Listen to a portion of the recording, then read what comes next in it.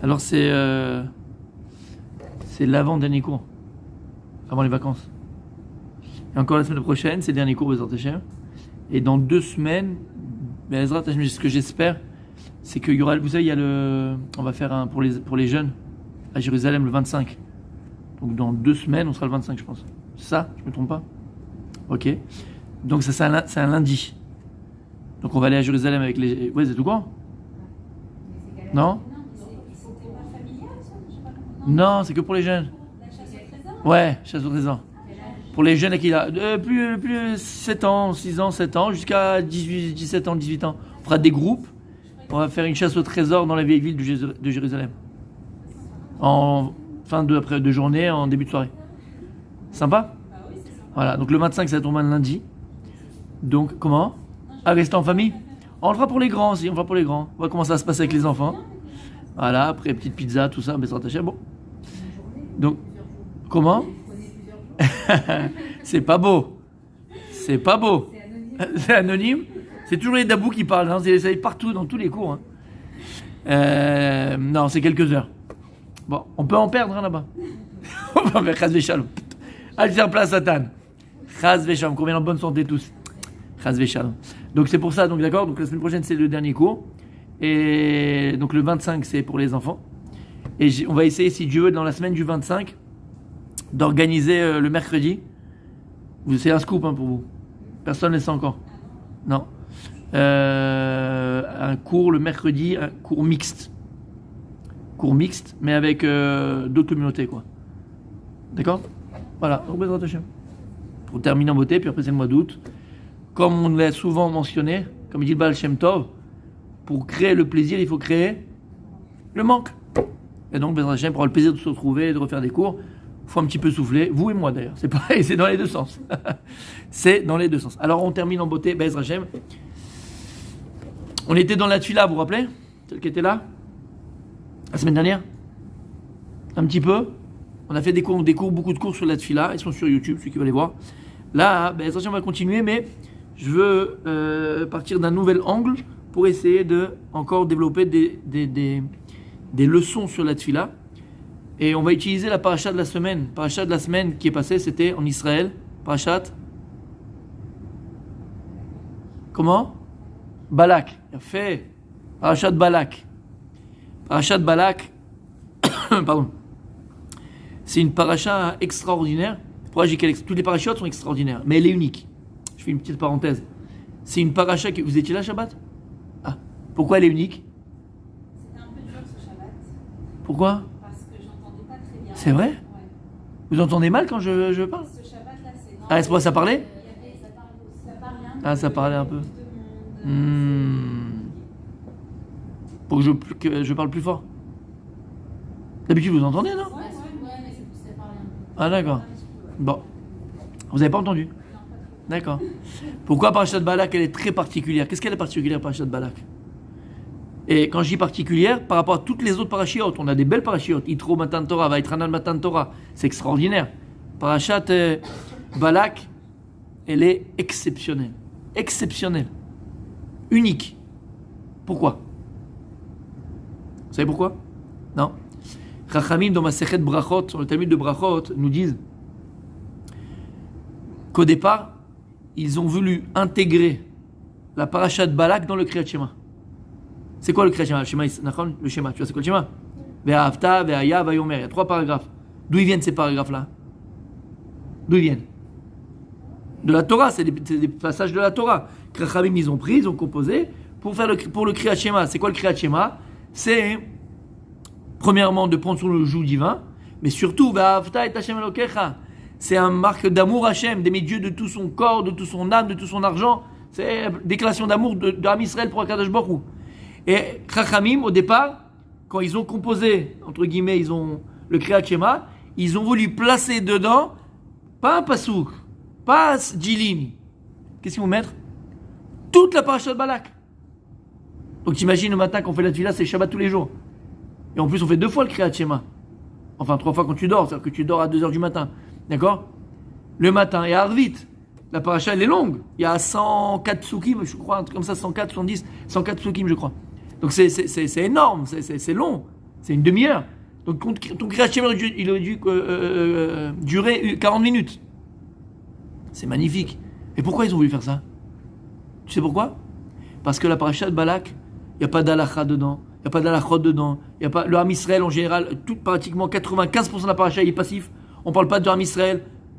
Passivement, on parle d'eux parce que Balak et Bilham vont vouloir maudire le Ham Israël et nous on ne le sait même pas. Et nous, on ne le sait même pas. C'est-à-dire que lorsque Bilham et Balak ont voulu maudire le Ham Israël, qu'est-ce qu'il faisait? Qu'est-ce qu'il faisait le peuple juif à ce moment-là? L'autre il préparait ses vacances à Dubaï, l'autre il amenait les enfants au Gan, l'autre il allait au travail. Personne ne savait ce qu'ils étaient en train de manigancer contre le peuple juif. Ils ne savaient pas. Ham Israël ne savait pas. Et Akadosh Baruch Hu nous a protégés.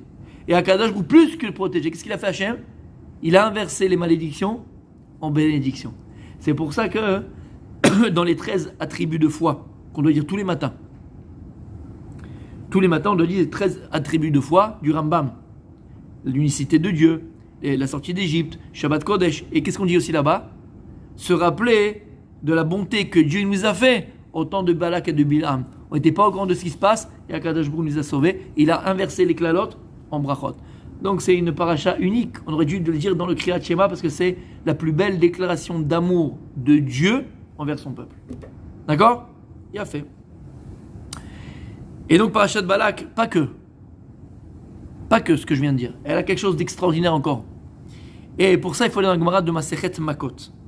La Gemara, vous connaissez l'histoire un petit peu de la paracha au départ? Oui? Non? Un petit peu? Passionnément la folie, pas du tout? Un petit peu? Et donc, il y a un Israël qui est sorti d'Égypte, et il y a un peuple, les Moabites, qui ont un roi, ils vont mettre au roi Balak. Balak, c'est son nom. Et il va prendre peur que l'âme Israël va prendre son territoire, il va prendre peur du peuple juif, et il va louer les services d'un prophète qui s'appelle Bilham. Bilham, un rachat, c'est un rachat, comme son nom l'indique, Bilham. Et qui c'était ce type-là? Le Midrash nous dit que les nations se sont plaints à Dieu. Elles ont dit à Kadosh Baruch Hu, je ne comprends pas, pourquoi tu as donné aux Juifs un prophète aussi grand que Moshe Rabbeinu? Aussi grand que Moshe Rabbeinu. Si tu avais donné aussi aux nations, tu nous avais donné un prophète aussi grand que Moshe, nous aussi on aurait été des gens bien, des gens bons, cachers, on aurait fait ce qu'il fallait. D'accord? Alors donne-nous un prophète. Il a dit, c'est ça que vous voulez, je vous donne un prophète aussi grand que Moshe Rabbeinu. Qui l'a donné? Bilham. On avait Moshe Rabbeinu à Israël et Bilham chez les nations. Il y avait quand même une différence entre la prophétie de Moshe Rabbeinu et la prophétie de Bilham, c'est que Bilham ne pouvait prophétiser uniquement endormi et la nuit. Alors que Moshe Rabbeinu lui prophétisait à n'importe quel moment de la journée et réveillé. Bon, mais dans la prophétie, il était aussi grand que lui, Ad Kedekar, que tout le monde connaissait sa puissance de la bouche et les manières que Moshe Rabbeinu, sa force était dans la parole. Bilham, il avait aussi une force dans la parole, d'accord? Et donc Balak va prendre les services, louer les services de Bilham pour maudire l'âme Israël, d'accord? Comment ça se passe au début de la paracha? Balak, il va envoyer des ministres à lui pour l'appeler, pour lui soudoyer, pour lui payer, lui dire viens maudire l'âme Israël. Et au départ, il va dire écoute, moi je peux rien faire, c'est Dieu, je vais demander à Dieu s'il me permet. Dormez ici, Dieu vient me parler la nuit et je vais avoir la réponse. Tout ce que je dis, c'est écrit dans la paracha, d'accord? Et donc il s'endort, Dieu il vient en rêve, il lui dit tu vas pas avec eux, Al telech imahem, tu vas pas avec eux. Donc il se lève le matin, il dit je peux pas partir. Dieu m'a dit non, je ne peux pas partir avec vous. Il retourne chez Balak, il a refusé, donc qu'est-ce qu'on fait? Et il renvoie encore avec plus d'or, plus d'argent, plus de machin. Et ils vont le chercher. Il dit je vous ai déjà dit, bon dormez ici, je vais voir. Et la deuxième nuit, qu'est-ce qui s'est passé? Koum lechitam.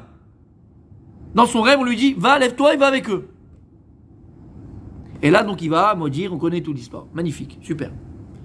De là les Chachamim ont une question extraordinaire. Ils apprennent quelque chose d'extraordinaire. Écoutez bien. Amar Rabba Babar Una Maravuna Vamrela Maravuna Amar Abelazar. Ça c'est le nom des Chachamim qui ont enseigné ça. Mina Torah, Mina Neviim, Mina Ktuvim. On apprend de la Torah, des prophètes et des Ktuvim une leçon de vie. Quoi? Bederer Shadam Rotze Lelechba Molichinoto. Le chemin que l'homme veut. Comment on dit en français? Lelechba. le chemin que l'homme veut emprunter, molichin oto. On l'y amène. C'est au pluriel. Molichin, c'est du pluriel, d'accord? C'est comme molichim. Donc on l'emmène au pluriel. Minatora, d'où j'apprends Minatora? D'où je sais que de la Torah, que bederer shadam rotzelelech ba molichinoto. En deux mots, sur quoi bederer shadam rotzelelech molichinoto? Le chemin que tu vas emprunter, ce que tu veux faire, tu fais. Ce que tu veux faire, tu fais. Le chemin que tu vas emprunter, tu l'empruntes. Tes choix t'appartiennent. Voilà ce que ça veut dire. D'où j'apprends ça de la Torah? La Gemara, elle te dit, Parashat Balak. Lorsque la première fois, il leur dit, dormez ici, je vais voir ce que Dieu il va me dire. Qu'est-ce qu'il y a écrit là-bas? Première fois, qu'est-ce qu'il dit Dieu? Lotelech imahem. La première fois, il y a écrit, il ne va pas avec eux. Lorsqu'il revient une deuxième fois, il dit, viens avec nous. Il dit, attends, mais je vous ai dit que Dieu c'est lui qui décide. Attends, je vais dormir, je vais voir ce qu'il va dire. Qu'est-ce qu'il y a écrit la deuxième fois? Kum lechitam. Lève-toi et va avec eux. Donc la première fois, ne va pas. La deuxième fois, qu'est-ce qu'il y a écrit? Lève-toi et vas-y. D'où tu apprends d'ici que le chemin que l'homme il va emprunter, bah, vas-y mon fils, on t'y amène. T'as le choix. La vie elle est devant toi et fais ce que tu veux de ta vie. D'où on apprend ça de là? Non, a priori c'est Dieu qui a dit oui, il a dit non, il a dit non, il a dit oui. D'accord? Et là, écoutez bien. Omer Amarcha, le Marsha c'est un commentateur sur la Gemara, il dit quelque chose d'extraordinaire. On l'a déjà ramené, je ne sais pas si vous vous rappelez. Il dit le Marsha, on a vu déjà dans les cours précédents que l'homme avec un grand H, quand je parle d'homme, c'est homme et femme, d'accord? Avec un grand H. L'homme, lorsque Dieu l'a créé, Kadosh Baruch Hu a créé l'homme avec 3 niveaux. Qui sont, on est à la fin de l'année, c'est Mifran. Interrogation, surprise. Oh là là là, blainara. Ah, le fruit tombe pas très loin de l'arbre, Rabbi Richard. Je vois Rabbi Richard là, Non, là c'est le papa, là c'est le papa. Blainara. D'accord? Qu'est-ce qu'on a dit? Lorsque Dieu il a créé l'homme avec 3 niveaux. C'est-à-dire, Nefesh, Ruach, Neshama. Nefesh, et c'est quoi ces choses-là? Ces 3 choses-là, on a parlé plus d'une fois. Ce sont 3 niveaux d'énergie divine que Dieu va octroyer à l'homme pour exister. D'accord? Ça veut dire quoi? De la même manière que par exemple, on avait dit, t'as un masgan à la maison? T'as un masgan. Donc quand tu prends ton masgan, tu as une télécommande. Et dans la télécommande, tu as des piles qui vont marcher à la télécommande. Ça sert à rien la télécommande s'il n'y a pas de piles. C'est quoi les piles? C'est l'énergie qui va te permettre à la télécommande de marcher. D'accord? Maintenant, tu comprends bien quelle pile tu utilises pour le masgan. C'est les 0,5, les toutes petites. D'accord? Toutes petites. Pas les petites rondes comme ça. Non, mais c'est les plus petites. C'est voilà, longue mais toutes petites. D'accord? Ok. Donc tu vas utiliser une énergie. D'accord? Moindre pour utiliser la télécommande. Si maintenant tu as la nouvelle voiture, là, comment s'appelle la voiture électrique là? Tu as la Tesla. Tu as une Tesla? Bon, bientôt si Dieu veut. D'accord? Amen, dis amen si tu en as besoin. Amen. Voilà. Ah, il va acheter la Tesla? Quel coquin celui-là, il dit. Mieux que la Tesla encore? C'est un flambeur. Les Marocains, c'est des flambeurs. Béhémet. C'est impressionnant. Bref, on en parlera un jour, on fera un cours sur les Marocains. En tout cas, si maintenant tu as la batterie de la Tesla, tu comprends bien que l'énergie que la voiture Tesla a besoin pour rouler, elle est beaucoup plus importante que ta télécommande. Et si maintenant, toi, tu as une centrale électrique, tu comprends que l'énergie dans la cendrier est beaucoup plus puissante que ta Tesla. Ben, c'est exactement pareil. Les Havdi, lorsqu'Akadosh il a créé l'homme, qui est le but de la création, Dieu va octroyer à l'homme des niveaux d'énergie divine en fonction de ce qu'il est, de ce qu'il devient. L'une plus élevée que l'autre. Le plus petit, on a dit plus d'une fois, c'est lequel? C'est le Nefesh. Nefesh, c'est l'âme animale. C'est-à-dire que même les animaux, ils ont un Nefesh. D'ailleurs, c'est pour ça qu'on n'a pas le droit de boire le sang d'un animal. Aussi, le lama, qui a dam ou un Nefesh. Parce que le dam, c'est là où se trouve le Nefesh. Où se trouve l'énergie divine qui s'appelle le Nefesh? Dans le sang. Et donc dans le cavet, dans le foie. D'accord? Donc ça, c'est le plus petit niveau d'énergie divine que Dieu va t'octroyer. C'est comme la télécommande de ton masgan. Plus petit niveau. D'accord? Mais mes animaux, ils ont. À quoi ça correspond au niveau de l'aide de ta personne? C'est le corps. Tout ce qui est homme au niveau matériel. D'accord? Quand tu vas pour manger, tu vas pour dormir, tu fais ta douche, tu vas travailler, c'est le corps, en effet, c'est le corps. Comme l'animal, d'accord? L'animal, il va brouter, il va manger, il va dormir, il va faire dans la rivière se laver. Ça, corps, c'est le nefesh. Ok. Si tu fais bouger le doigt, quoi, entre guillemets. Ensuite, on a un niveau beaucoup plus élevé qui s'appelle Ruach. Ruach, c'est un niveau plus élevé. C'est-à-dire que si maintenant toi, tu décides d'élever ton existence, de devenir, de te réaliser, de faire de grandes choses, de partager, de donner, alors tu peux recevoir un niveau d'énergie divin beaucoup plus puissant que le Nefesh. Ça s'appelle le Ruach. Là, tu as la Tesla. Magnifique, déjà, tu peux aller vite, ça marche, c'est bon, c'est quoi? Et à quoi correspond le Ruach au niveau de l'être? Hein? La parole. Il y a fait, mais c'est le Dibour. D'ailleurs, comment tu peux parler? Qu'est-ce qui fait que tu parles? On avait dit, c'est la vibration de l'air. Oui ou non? Il y a fait, c'est le Dibour. Et on va le voir puisque c'est le cours d'aujourd'hui aussi avec la Tfila. Et c'est quoi en vérité le Dibour? C'est quoi le Ruach? C'est là où se situe ton Ratson, ta volonté. On passe et on reviendra à ça, d'accord? Après, le plus haut niveau, c'est quoi? Neshama. Là, ce qu'on appelle Neshama, c'est l'âme divine. Chelek Elokim Imal. La Neshama, elle est où? Au-dessus de la tête, comme on avait dit, Nachon, elle est là. Et la Neshama, elle est Keneged. Et donc là, tu vois, c'est la centrale électrique, ma cocotte. Là, tu es une centrale électrique. Tu as un niveau de production parce que tu as élevé par le Ruach. Et donc, c'est quoi le Ruach, on a dit? C'est le Dibour. Mais c'est quoi, c'est le Dibour? C'est aussi le Ratson. Donc, par les choix judicieux que tu fais et par les bons choix que tu fais, Akadosh Baruch il voit que tu te réalises. Et grâce à toi, donc non seulement tu te réalises, mais tu réalises les gens aussi qui sont avec toi. Donc, Dieu il va te donner encore les moyens de faire encore plus d'électricité. C'est-à-dire de donner encore plus la vie, de te réaliser encore plus. Comment? Avec la Neshama. Neshama, c'est Keneged, parallèle de quoi en nous? La Marshava, c'est la pensée. Ce qu'il y a de plus fort, de plus puissant, de plus grand en l'homme, c'est la pensée, le plus grand. Alors sur quoi on est jugé? Pas sur la pensée. On est jugé sur nos actes. Aval, ça n'enlève rien au fait que ce qu'il y a de plus puissant, de plus grand, de plus grandiose, la centrale électrique, c'est la Marshava Keneged Neshama. C'est clair? Omer Amarsha, écoutez bien. Si tu as compris comment Dieu il a créé l'homme, sache une chose. Il dit que, avant que ce que dit le Maharsha, juste pour expliquer,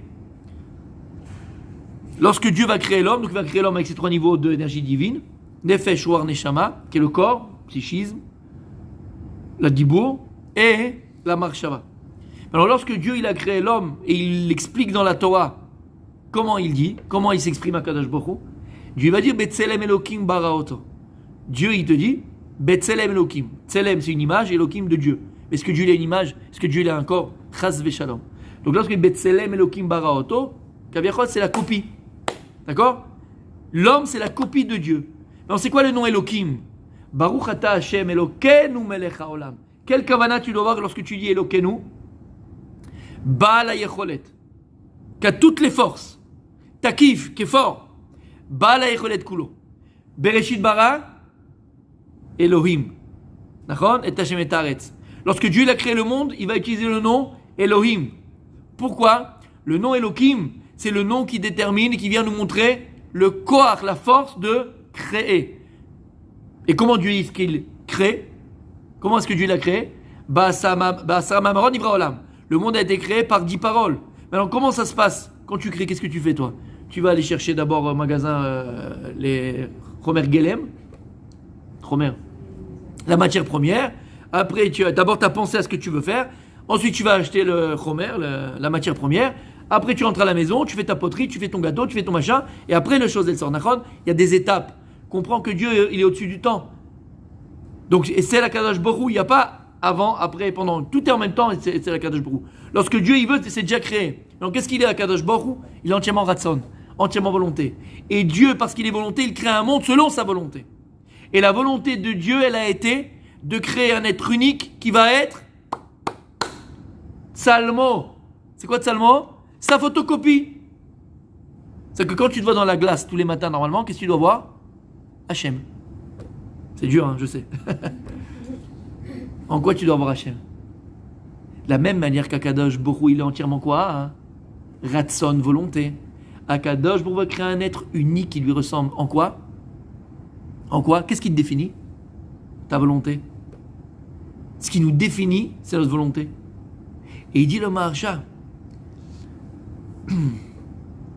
puisque l'homme est volonté, et que Dieu a créé l'homme pour lui ressembler, et Dieu il est volonté, et qu'Akadosh Baruch Hu il a créé par sa volonté, ça veut dire que l'homme, Dieu a donné à l'homme le potentiel de créer comme Dieu il a créé le monde par sa volonté.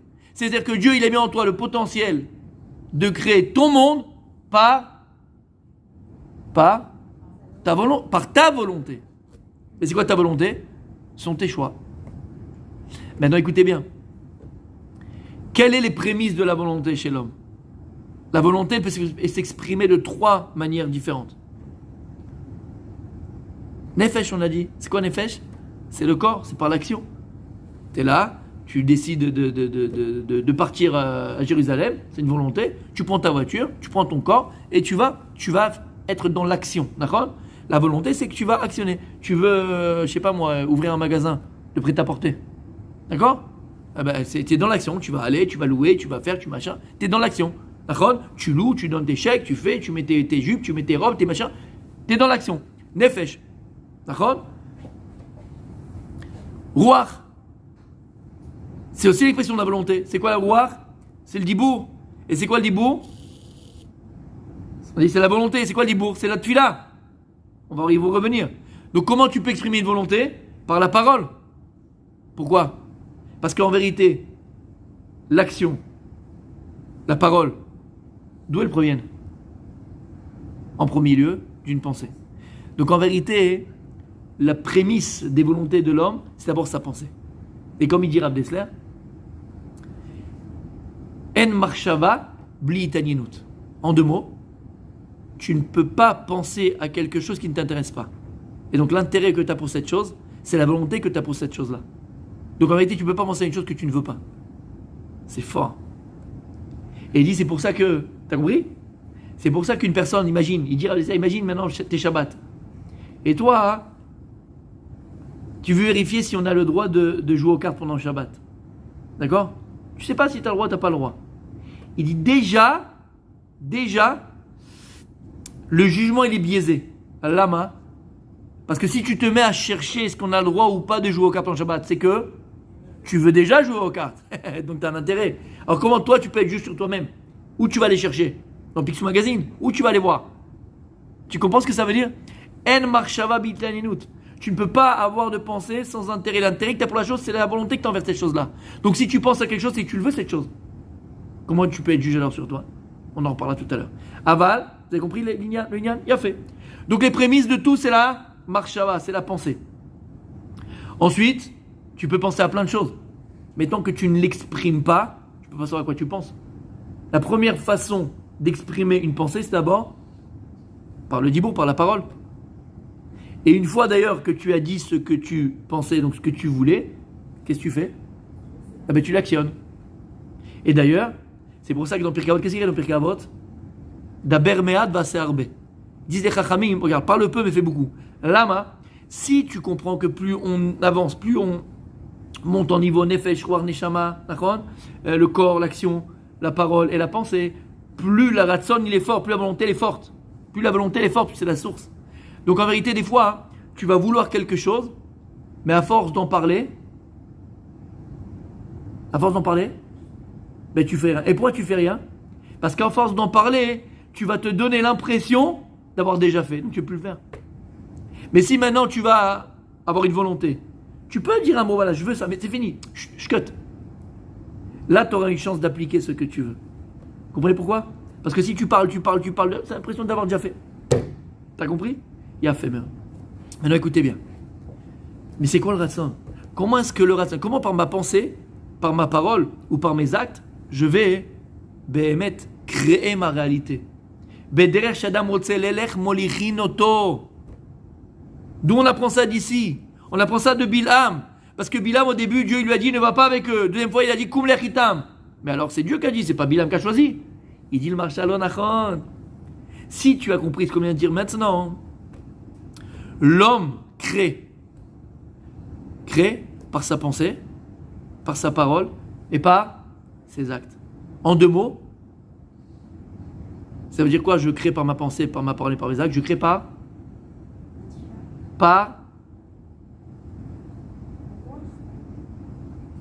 je crée par ma pensée, par ma Yahvé. En deux mots, je crée par ma volonté. Ma volonté créatrice. Pourquoi c'est comme ça? On l'a dit. Puisque Dieu va te créer à son image. Et Dieu, il est quoi? Entièrement ratson. Et Dieu, il crée par sa volonté. Donc, de la même manière que Dieu, il crée par sa volonté, tu vas créer par ta volonté. Tu entends ce que l'on dit ici?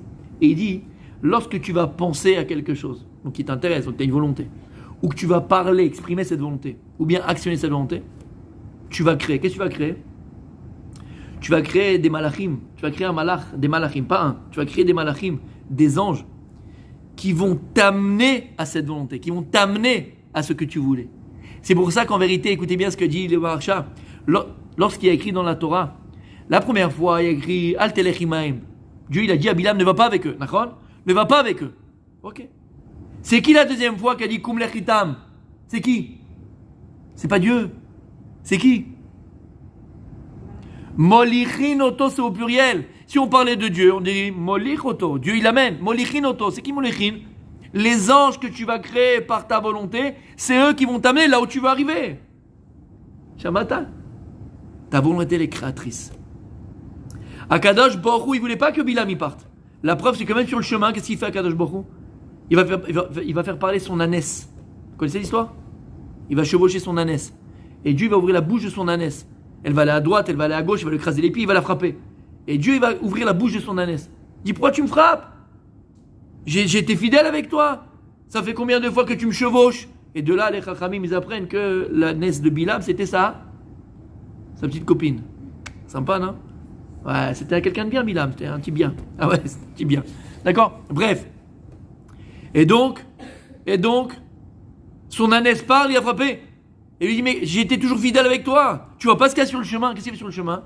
Il y avait un malach. Et Dieu, il a ouvert les yeux de Bilam, il a vu un malach. Après, il y avait un ange avec un glaive, avec une épée. C'est quoi cet ange qui était là-bas? C'était un ange qui voulait le tuer, un ange qui voulait le... Pas du tout. Il dit Rashi, malach shel rachamim. C'était un ange de miséricorde. Parce que Dieu ne souhaite pas la mort des Réchaïm. Qu'est-ce que Dieu y souhaite? Qu'il fasse teshuva. Dieu ne veut pas la mort des Réchaïm. L'histoire de Rabbi Meir avec sa femme Brouya. Tu connais l'histoire de Rabbi Meir? Rabbi Meir Balanès. Rabbi Meir Balanès, il y avait un renégat rachat qui habitait à côté de Tzduki. Tzduki, c'est les gens qui croient à la Torah écrite, mais pas à la Torah orale des Chachamim. Alors, Rabbi Meir, il lui prenait la tête, il lui parlait mal, il faisait machin. Il a dit, bon, celui-là, je vais régler son compte, je vais faire une petite fila, il va partir, il ne se lève pas demain matin. Il a commencé à prier pour qu'il crève le gars. Et sa femme Brouria, c'était une femme un peu marocaine peut-être, je sais pas. Mais c'était une femme dure, elle était une femme dure. Tu vois, dans la Gemara, elle était dure. Si elle passait comme ça à la yeshiva, elle voyait un élève qui, quand il étudiait, il ne prononçait pas les mots, il lisait avec les yeux, elle prenait sa chaussure et le frappait. Marocaine, d'accord? Bref. Et donc, elle a entendu Rabbi Meir, son mari, en train de... Elle dit, qu'est-ce que tu pries là? Il dit, non, celui-là, il me casse la tête et tout ça, il parle mal, il fait machin et tout ça.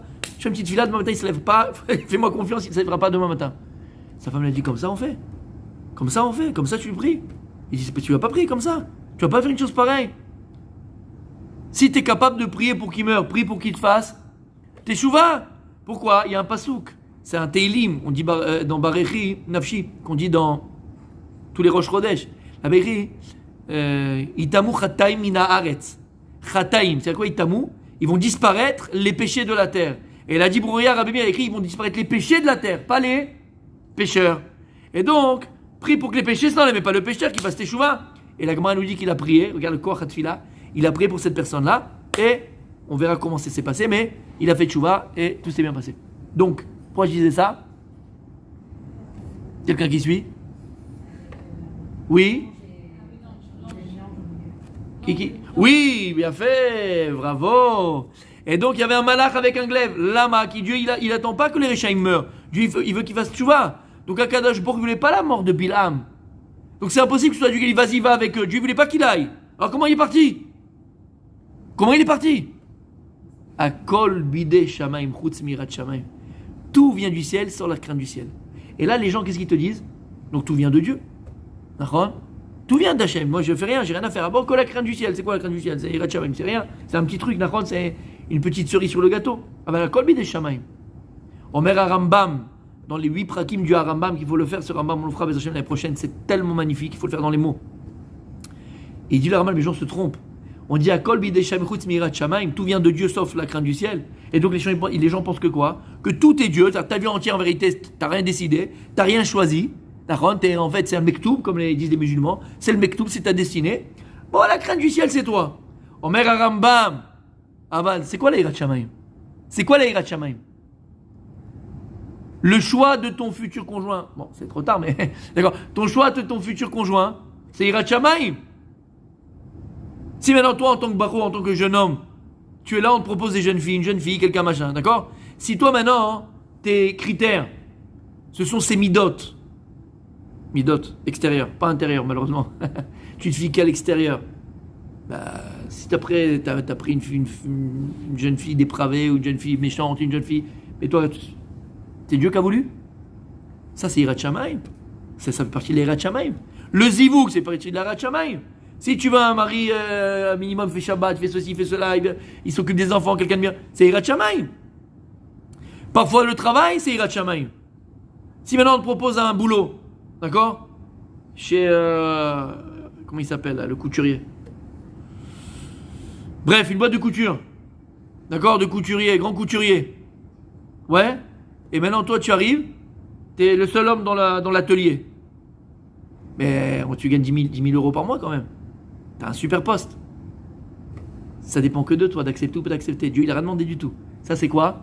Hirat shamaim. L'endroit où tu vas habiter, hirat shamaim. L'endroit où tu vas habiter dépend de toi. Hirat shamaim. Ça c'est l'hirat shamaim. Si tu vas aller habiter à Dubaï ou à Saint-Tropez ou à... D'accord, on s'est compris. Habibi. Le choix de tes vacances. Dieu n'a pas décidé où tu vas aller. Hein.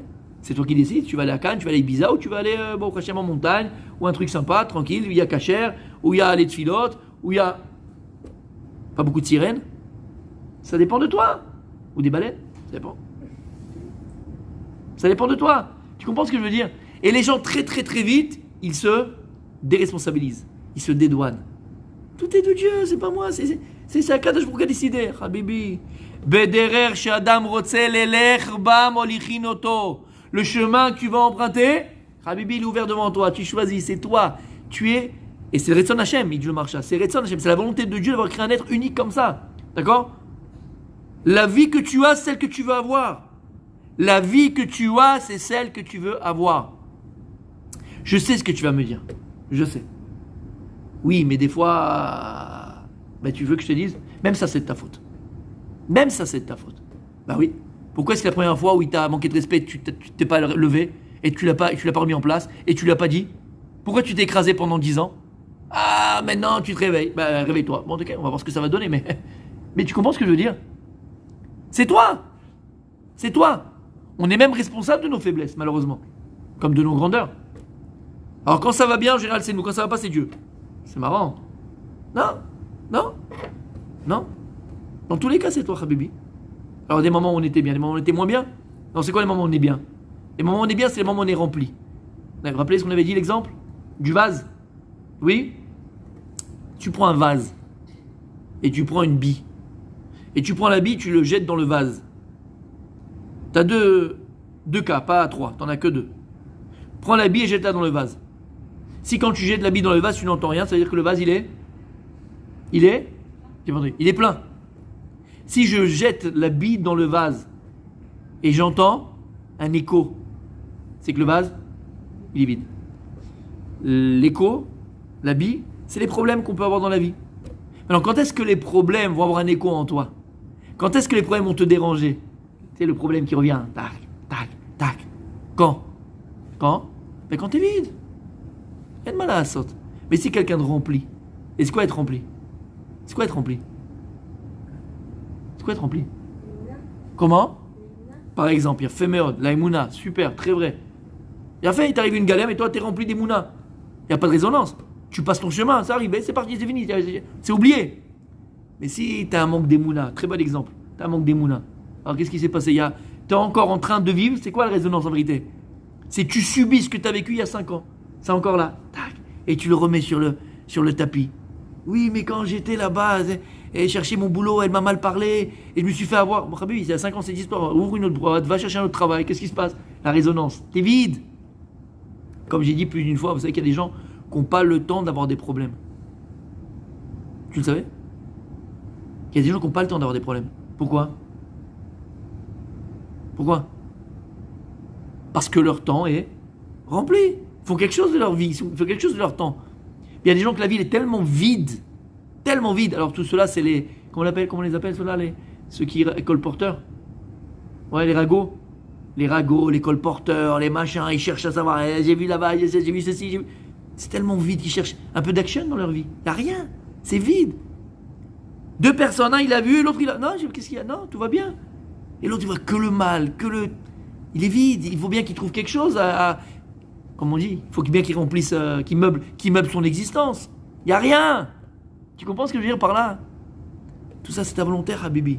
Et arrête de penser une seule seconde, que la vie c'est le mektoub, que la vie, ta vie, elle est déjà toute tracée. C'est l'onachon. Akadosh Baruch Hu, il t'a fait le plus beau cadeau du monde. Tu es l'acteur, le scénariste de ton existence. Le producteur, c'est Dieu. C'est lui qui donne, c'est lui qui fait, c'est lui qui te donne l'énergie, c'est lui qui te donne la respiration, bouger ton... tout ce que tu veux. Aval, c'est toi qui choisis, Habibi. Le choix est entre tes mains. T'entends ce qu'on en dit ici? Il a fait. Ça, c'est le Koach HaRatzon. Alors, vous êtes assise? Magnifique. Ça passe trop vite le temps, mais c'est pas grave. C'est pas grave. Ce qu'on fait, on fait. On continue la semaine prochaine. Vous êtes assise? Ça, c'est une leçon de vie, Béhémet. Quand je l'ai étudié, quand j'étais encore au collège, quand j'étais au collège, ça m'a permis, Béhémet, de faire des choses que j'aurais jamais pensé pouvoir faire. Jamais. Jamais. Et ça, Be'ezrat Hashem, vous avez des enfants? Ouais? C'est ce qu'on va dire maintenant, Béhémet, sincèrement. Il faut le dire aux enfants plus petits, plus bas âge qu'on dit, bas âge. Bon, qui peut mature, un petit maturité, parce qu'un enfant de 3 ans, il va comprendre ce qu'on est en train de lui dire, d'accord? Mais dès que l'enfant a une petite maturité, 11 ans, 10 ans, 12 ans, n'en parlons pas 16 ans et 15 ans et 18 ans, ou même à 40 ans, d'accord? Il n'est jamais trop tard. Ça change une vie. Pour moi, ça change une vie. Bon, j'espère que on va savoir le transmettre.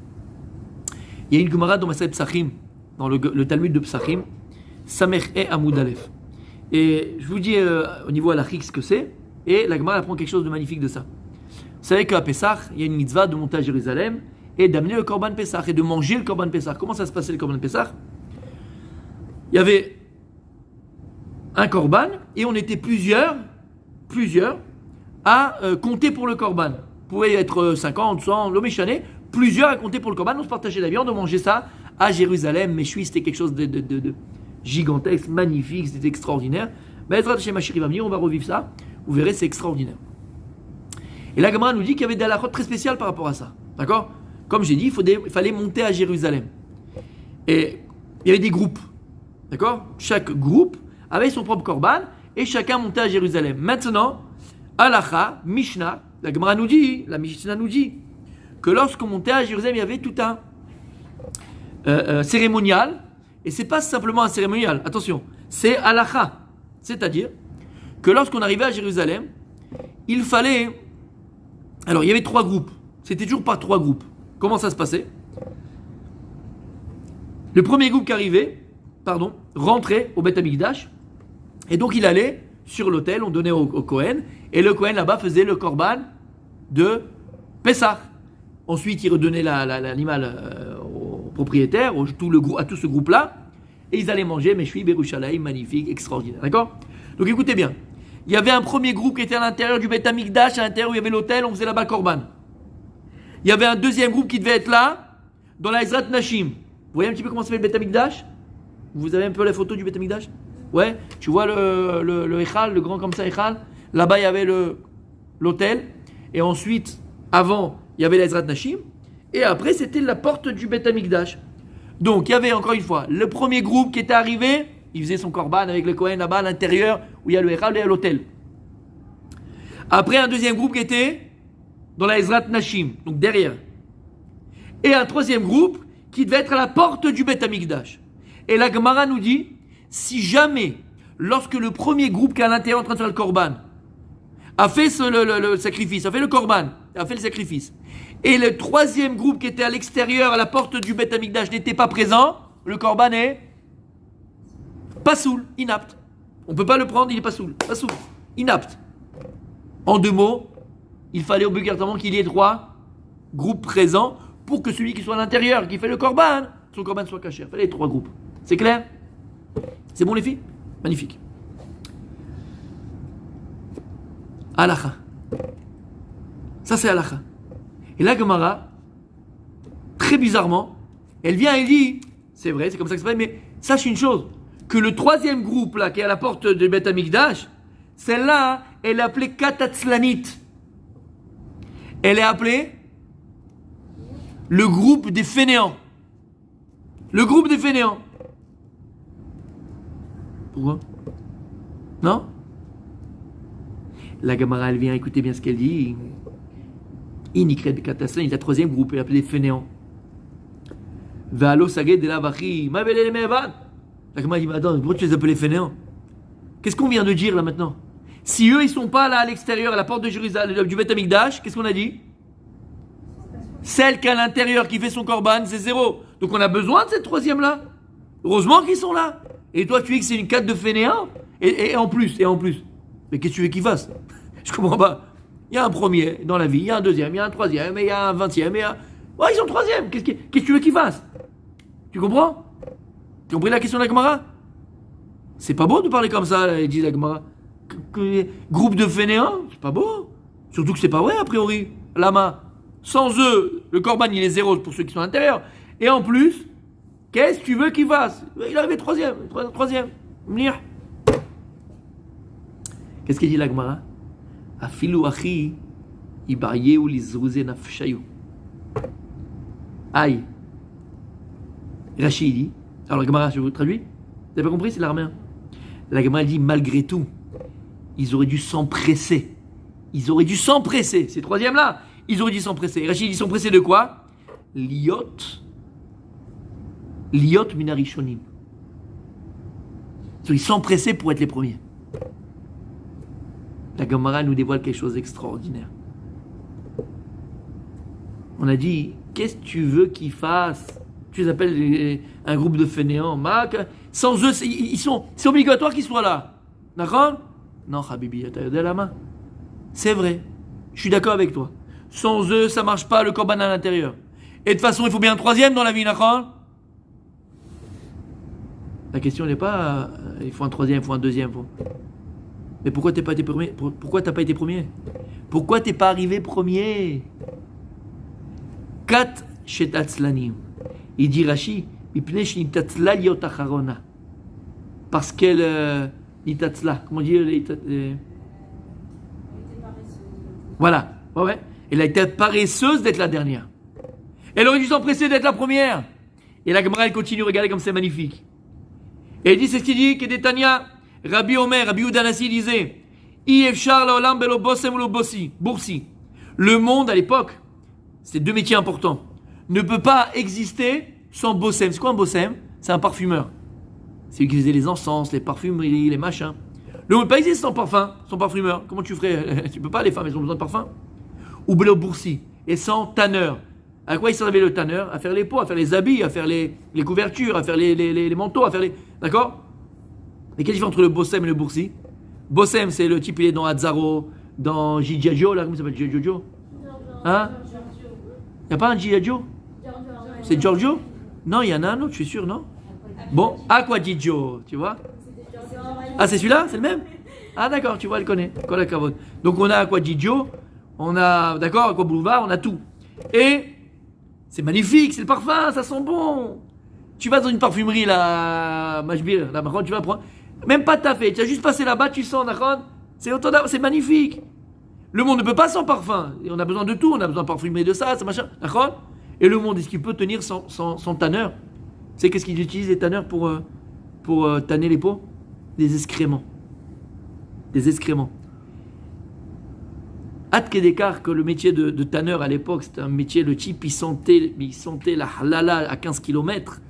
C'était une halala ambulante. C'était une boule puante. D'accord? Ad Kedekar, que la Gemara, dans ma Sechet Chagiga qui parle des korbanot, qu'on amenait à Pessah, à Sukkot, à Shavuot, elle dit que celui qui avait un métier de boursier, un tanneur, il n'était pas tôt, il montait pas, on l'interdisait de monter à Jérusalem. Lama, tellement que c'était l'animal qui sent mauvais là, le putois. Ouais. Tellement que c'était le putois, ils sentaient à 15 km que les gens ils seraient pas allés, ça pue trop. On a dit toi tu restes chez toi, t'es interdit de monter. Hâte que d'écart, d'accord? Et il dit Rabbi, le monde ne peut pas exister sans parfumeur et sans tanneur. Aval. Ashrei mishi umanuto bosem. Heureux à celui que son travail c'est être parfumeur. Oilo shiumanuto borsi. Malheur à celui que son travail c'est être tanneur. Et il continue. Veillez Charlolam Elozechaim Elodekevot. Est-ce que le monde il peut exister sans mâle et sans femelle?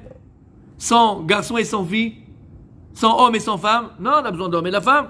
Quoique aujourd'hui, il se débrouille sans. Mais bon. Et la Gemara continue. Ashrei Mishe Banav Zecharim. Oimi. Oilo Mishe Banav Zekevot. Heureux celui que ses garçons sont des mâles. Malheur à celui que ses garçons sont des femelles. Ya Baba. Ya Baba. Vous savez combien de fois nous-mêmes on a pu le prononcer, on a pu le dire, ou des fois on vient et on te parle et on te dit, et qui dit ouais, moi je vais faire ça. Pourquoi pas quoi?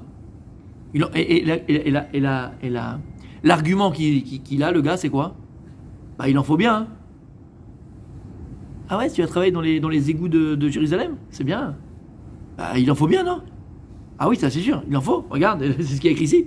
D'accord? Le monde ne peut pas être sans parfumeur et sans tanneur, il en faut, il n'y a pas de problème. Aval, la question n'est pas que est-ce qu'il en faut? Oui, il en faut. Aval, pourquoi toi? Pourquoi toi? Il en faut, mais pourquoi toi? Tu sais pourquoi toi? Pourquoi toi? C'est ce que tu veux. C'est ce que tu veux. Shamat. La Gemara, elle vient, elle dit, le troisième groupe, elle est appelée Katatzlanit. Mais on est obligé d'eux, ils sont là. Et on peut pas, sans eux, le korban, il est pas bon. Katatzlanit. Maya, mais qu'est-ce que tu veux qu'ils fassent? Ils sont troisième. C'est vrai? Pourquoi t'es pas arrivé premier? Pourquoi t'es pas arrivé premier? C'est ça la question. Le monde, il a besoin de pilotes de ligne, il a besoin de machin, il a besoin de ça, il a besoin de tout. D'accord? Ce que tu es, c'est ce que tu veux être. Ce que tu deviens, c'est ce que tu as toujours voulu être. Parfois par paresse, c'est vrai. Tu avais tellement un potentiel, Chaval, c'est dommage. Alors toi, qu'est-ce que tu as dit? L'argument à 2 balles. Ah, il en faut bien dans le monde. Hein. Oui, il en faut des zéros, c'est sûr. Il en faut des losers. On ne peut pas être tous premiers. Il en faut des deuxièmes et des troisièmes. La Sheila, elle n'est pas, est-ce qu'il faut des deuxièmes et troisièmes? La Sheila, elle est pourquoi c'est toi qui es deuxième? Pourquoi tu es troisième? Pourquoi tu es quatrième? Pourquoi tu n'es pas premier? Pourquoi lui, il est premier? Pourquoi toi, tu n'es pas premier? Tu veux que je te dise pourquoi? Je vais dévoiler BMF le pourquoi. Non, c'est pas ta prof d'anglais et que tu ne pouvais pas te voir l'anglais parce que tu as mis une claque un jour. Pas du tout. Tu as utilisé l'argument de la prof d'anglais qui t'a mis une baffe pour ne pas apprendre l'anglais. Chaval, je suis dans le business, c'est que ça. Et qu'est-ce que tu as fait en fait toutes ces années? C'est la bille qui résonne. Dès que tu as un problème, dès que ça va pas, oui mais c'est parce qu'avant j'ai eu. Parce qu'avant j'ai. Tu sais combien de personnes ont vécu des choses terribles, des catastrophes dans leur vie, des choses terribles. D'accord? Pas parce que tu t'es fait jeter à 17 ans par celui que tu pensais que c'était ton futur et tout. Maintenant t'as 25, j'arrive plus à retrouver le bon. Tu les connais celles-là aussi? Non, des catastrophes. Maman, des catastrophes. C'est des exemples de vie. Pourquoi? Parce qu'ils ont compris une chose, que leur existence et la réalisation d'eux-mêmes ne dépendaient que d'eux-mêmes. Ils n'ont pas laissé la bille résonner en eux. Ils ne se sont pas mis à subir. Ils auraient pu. T'as des gens, ils ont des vies, mais tu te dis, mais c'est pas possible. T'as honte. Toi, t'as honte.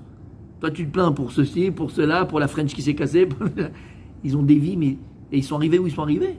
C'est pas possible. Ils n'ont pas laissé. Ils n'ont pas laissé le vide. Ils se sont remplis. Et ils ont compris que leur vie et leur existence leur appartenaient. Je fais ce que je veux. Je fais ce que je veux. Je deviens ce que je veux. Il dit le Rav Wolbe dans les shows, une phrase terrible, mais elle est tellement vraie, ça prend des claques.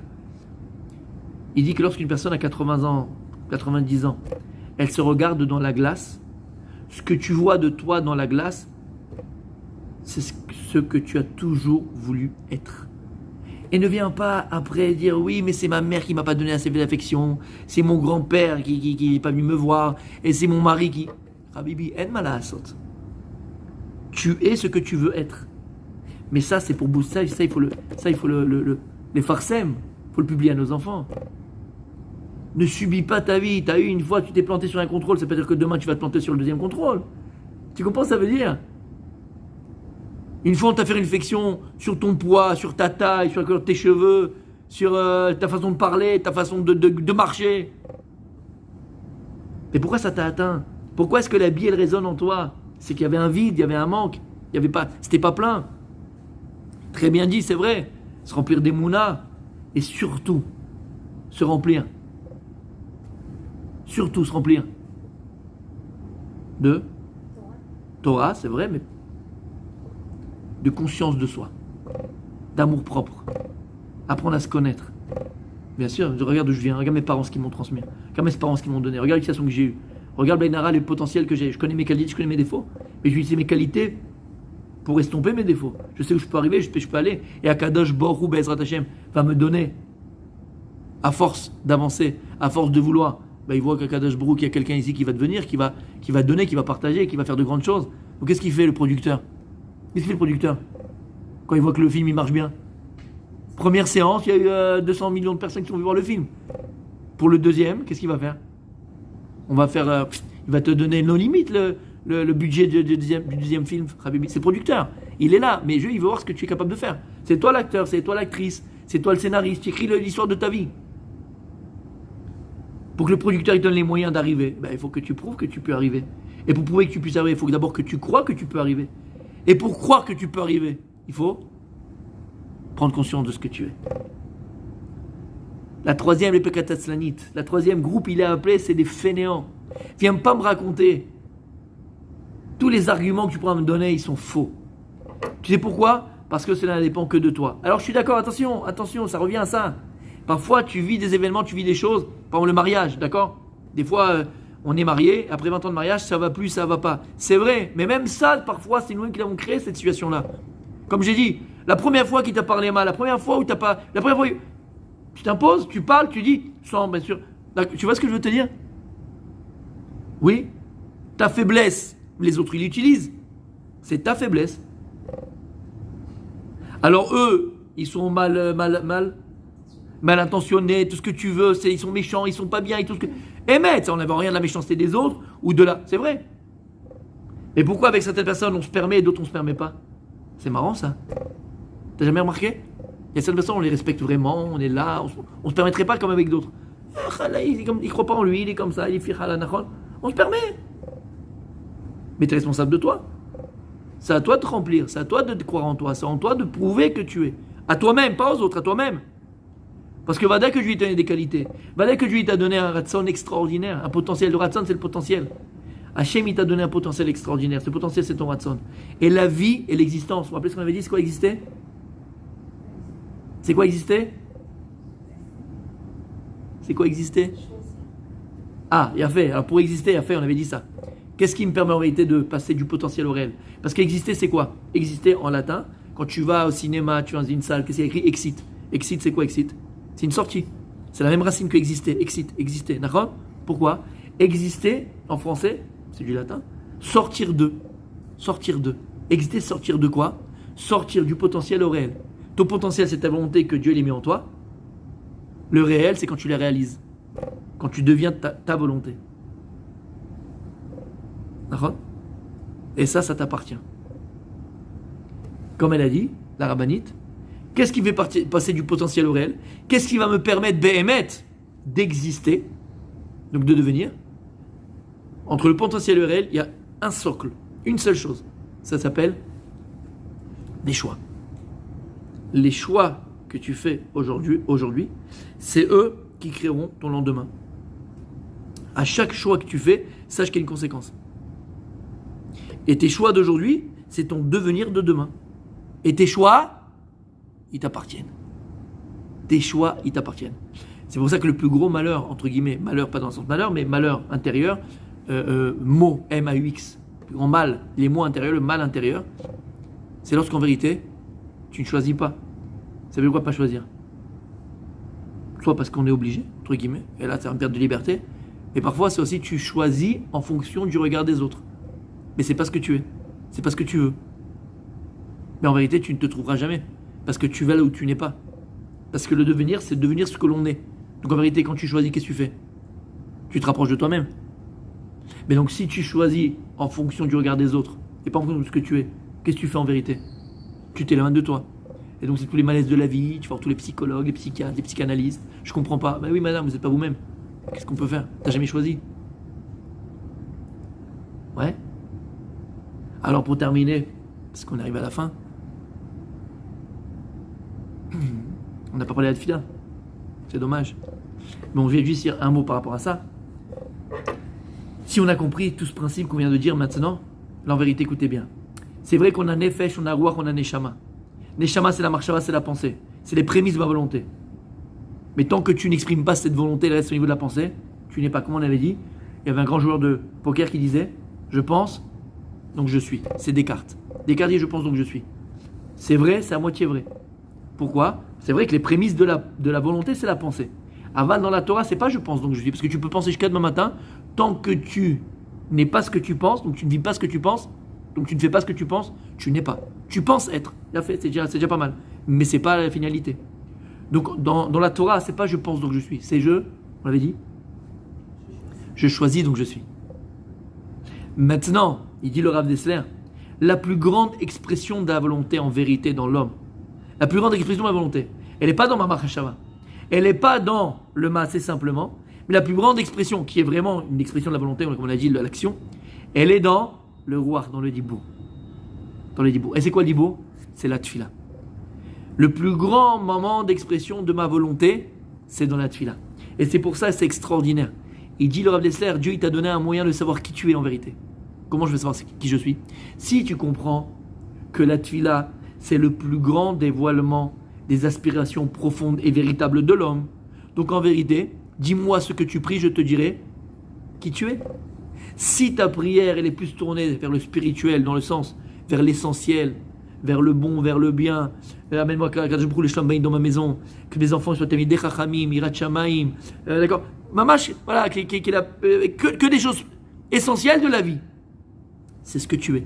Mais si ta tuile à toi, elle est que tournée vers Kadosh Baruch, je t'en supplie, le dernier sac Zaras, je t'en supplie, la dernière voiture, t'es que dans la matière, c'est ce que tu es.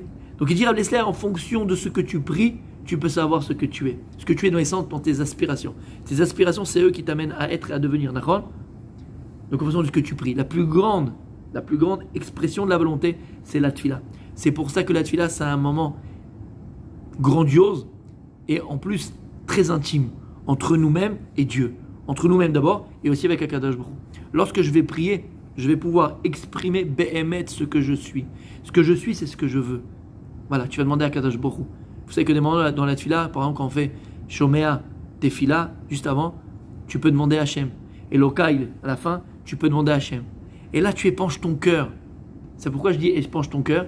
Lorsque Hana, c'est qui Hana? La maman du prophète Samuel, d'accord? Elle a prié pour avoir un enfant. Qu'est-ce qu'il y a écrit là-bas? Il y avait le prophète Élie, qui était le Cohen, c'était un Cohen aussi, c'est un prophète.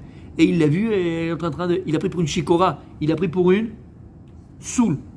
Et il lui a dit, sors-moi de là, il y a une soule dans la maison de Dieu, c'est honteux, sors de là. Il a dit, non, tu te trompes, je ne suis pas soule. Et là, elle a dit, Vaishpor et nafshi l'Hachem, Vaishpor et nafshi. Je déversais mon âme à Dieu. Elle priait à Hachem. Pourquoi elle a dit Vaishpor et nafshi? Qui a nefesh, il dit Rav Dessler, qui a nefesh, ou mekor aretzonot shel Adam. L'âme, c'est la source des volontés de l'homme. Elle venait dire à Élie ici, non Élie, tu te trompes. Là, je viens ici dévoiler la plus grande volonté qui m'habite aujourd'hui, c'est d'avoir un enfant. Vaishpor et nafshi. Lorsque tu es dans la tfila, le plus grand moment de dévoilement de ta volonté vis-à-vis de Dieu, vis-à-vis de toi et vis-à-vis de Dieu, c'est au moment de la prière. Et il n'y a pas plus grande prière que celle que tu pries pour toi-même. C'est bien d'avoir des rabbanim, c'est bien d'avoir demandé des brachot, c'est très bien. Kol hakavod, il faut le faire, c'est bien. Aval, personne ne pourra jamais remplacer ta prière. Premièrement, parce qu'il n'y a que toi véritablement qui sais ce que tu veux. Tu as compris pourquoi. Mais deuxièmement, pourquoi? Lorsque, et on termine avec ça, Rachel n'avait pas d'enfant. Vous savez que Léa a eu des enfants, les servantes avaient des enfants, et Rachel n'avait pas d'enfant. Rachat Vayetse, elle va dire à Yaakov un mot terrible. Elle va lui dire à Yaakov Avinu, Avali banim, amène-moi des enfants. Veimaïn, metanochi, si tu me laisses pas d'enfants, je vais comme une mort, je vais mourir. Et là, Yaakov, il lui répond dans la Torah. Quelque chose de terrible. On dit, c'est pas possible, comment tu réponds? Yaakov, il lui dit, Atachat Elokim anochi. Mais attends, est-ce que je suis à la place de Dieu, moi? Asher mana mimer peribaten. Qui a empêché à toi d'avoir des enfants? Je suis pas à la place de Dieu. Prie-toi. C'est comme si tu vas avoir un dmour, tu vas avoir un gadol, tu vois. Tu dis, je peux prier pour.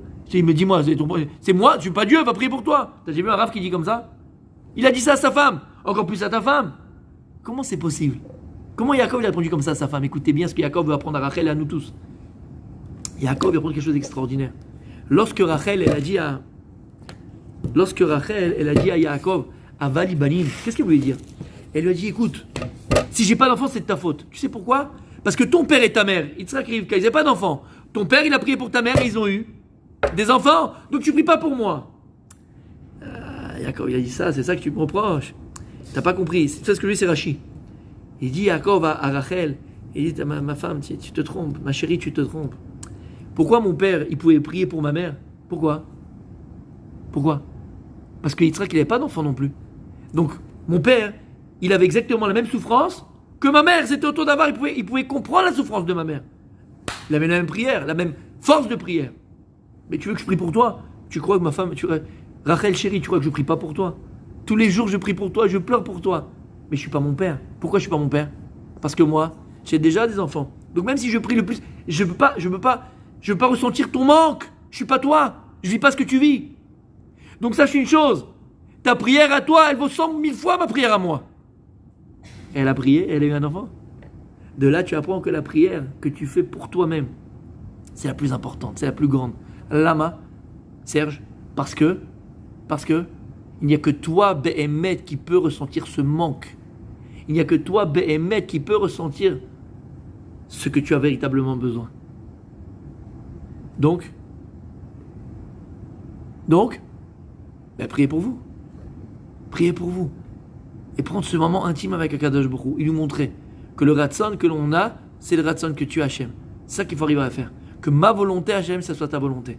Et c'est quoi la volonté d'Hachem? Que j'ai le Shalom Bayit. Que mes enfants ont une meilleure école. Meilleure école dans le sens où on apprend la Torah, on apprend les valeurs du judaïsme, on apprend les bonnes manières, on apprend les choses qu'il faut. Que je sois une vraie maman, une bonne maman, une bonne mère, une bonne épouse, un bon mari, et ainsi de suite. C'est ça qu'Hachem il attend. Et je vous ai dit, c'est ce que j'ai fait le cours Shabbat. Ce que j'ai dit Shabbat. Vous savez, ça aide énormément. Moi, en tout cas, ça m'aide. D'ailleurs, c'est Gemara, je vous dis, elle m'a aidé, à essayer toujours d'être le premier. Parce qu'en réalité, quand j'arrivais 3e et 4e et 5e, en fait, c'est ma faute. Entre guillemets, c'est de ma faute. Tu comprends ce que je veux dire? C'est que je dois tout faire pour être parfumeur et pas pour être boursi. Et dernière chose, qu'est-ce que je disais là? Terminé? Oui? J'allais dire quelque chose là? Non?